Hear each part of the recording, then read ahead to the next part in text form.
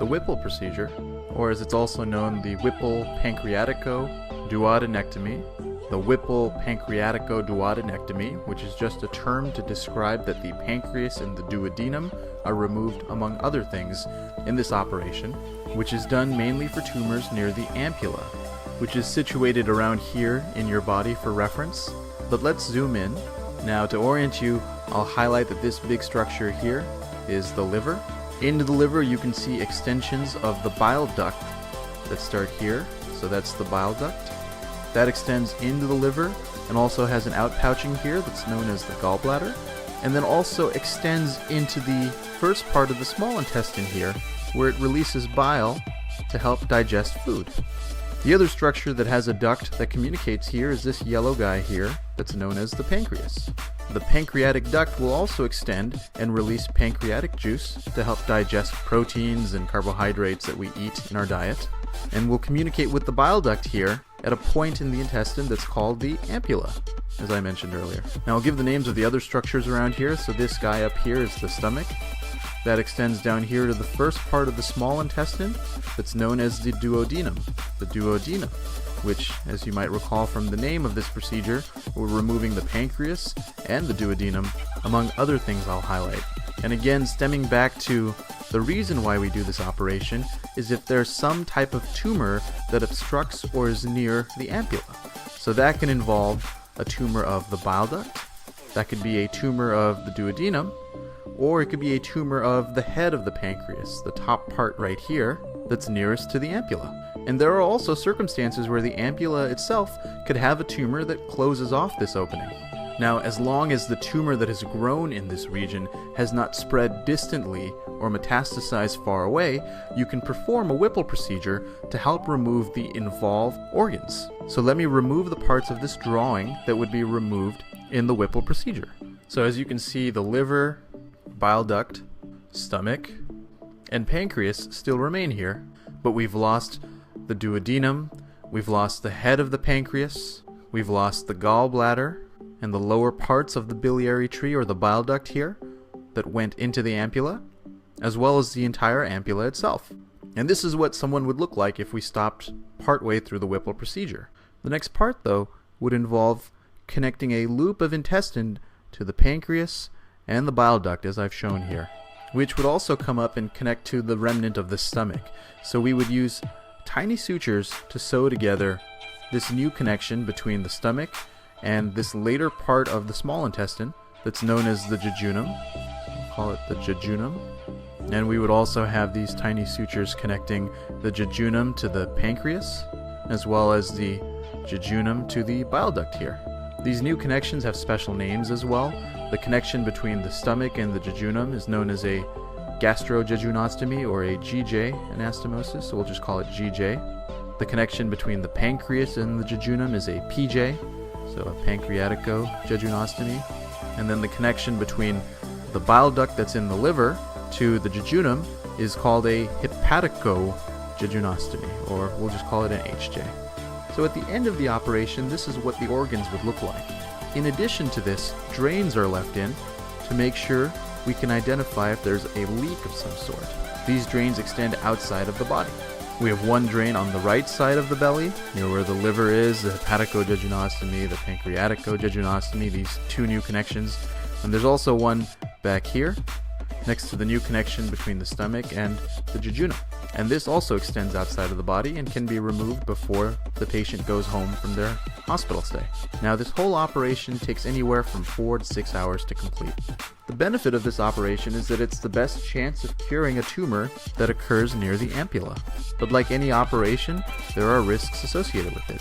And I'll write this off to the side here. So there are risks. The first risk would be a leak at any of the new connections that we've made. And I'll highlight a leak with this little asterisk. The most common leak we see is the PJ leak. That occurs more often than the leak between the bile duct and the jejunum, and very rarely we can see a leak from the stomach and jejunum connection. And again, the purpose of leaving these drains is to help us identify and control the leak, so that the fluid that comes out from the pancreas, or effectively the pancreatic juice in a PJ leak, doesn't sit around in the belly, and is instead controlled because of the presence of a drain. The other complication we see is delayed awakening of the stomach. It's also known as delayed gastric emptying. In either of these circumstances, the patient's hospital stay would be prolonged, as we would control the leak, or we would ensure that the stomach would wake up on time to allow the rest of the GI tract to function properly.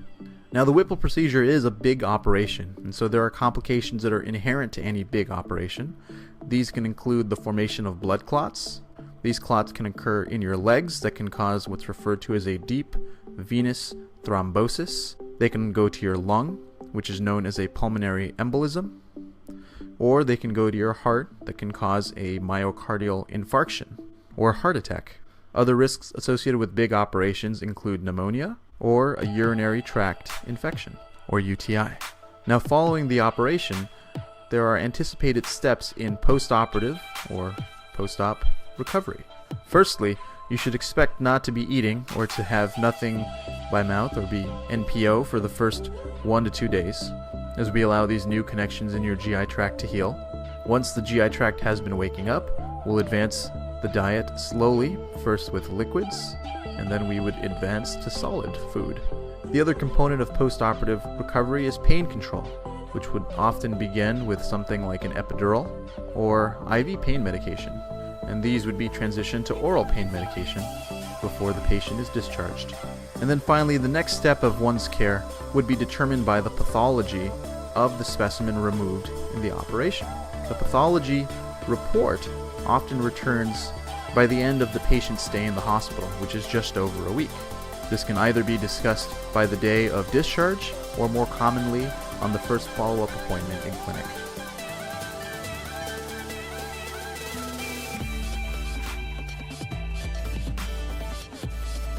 The pancreas is an organ that resides deep in the abdomen. It rests against the backbone in front of two major blood vessels called the aorta and the inferior vena cava.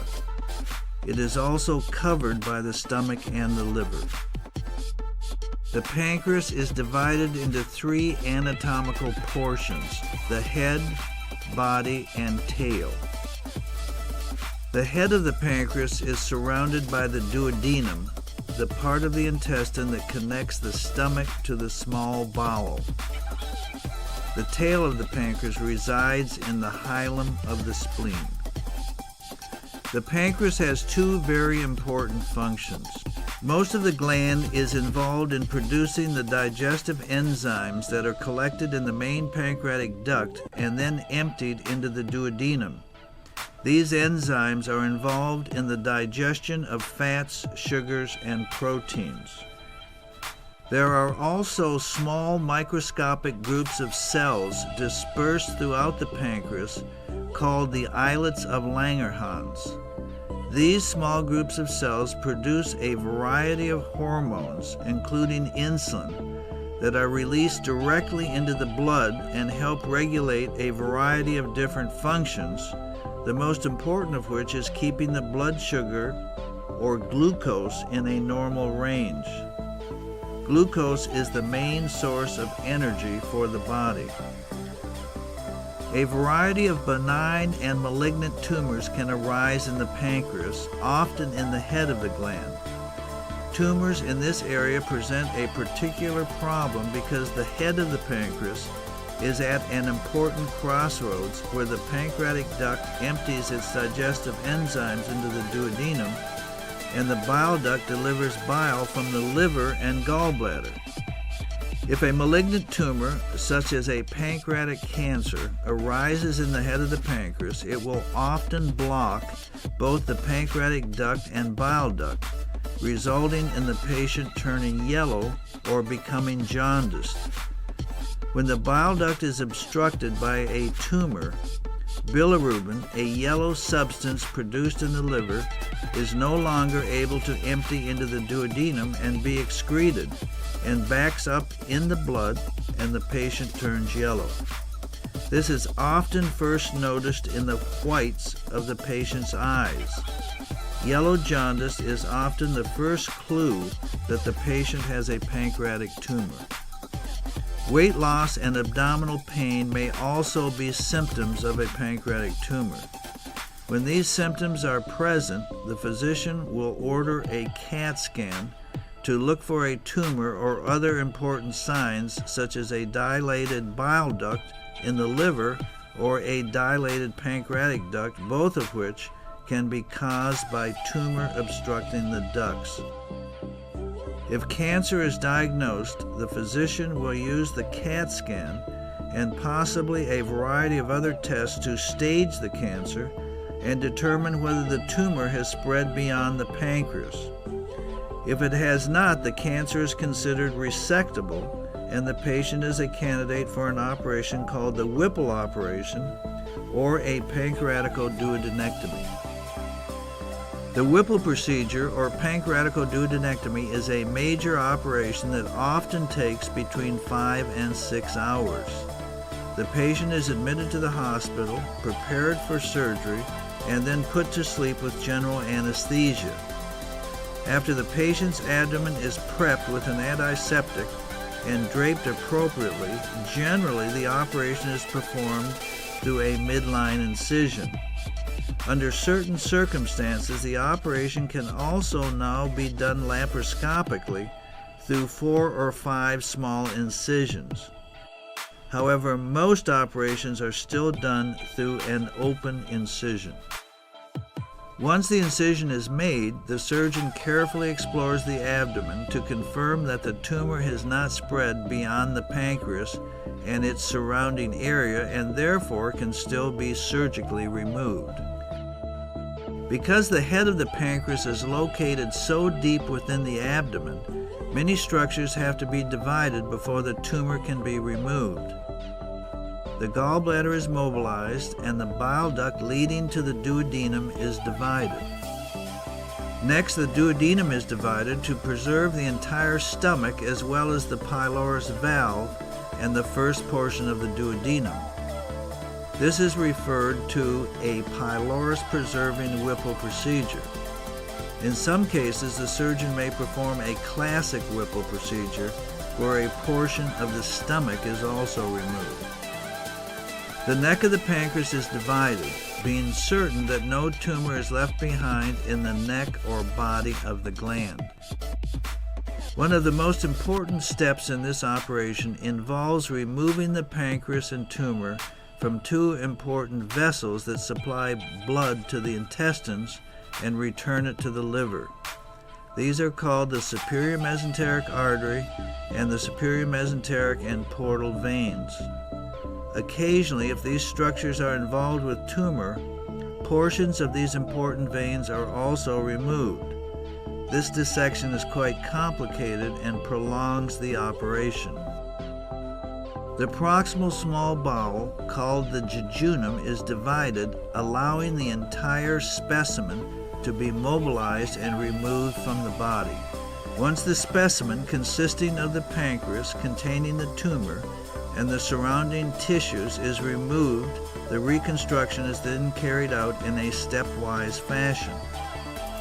Generally, the remaining pancreas is reconnected or anastomosed to the proximal small bowel in an end-to-side fashion.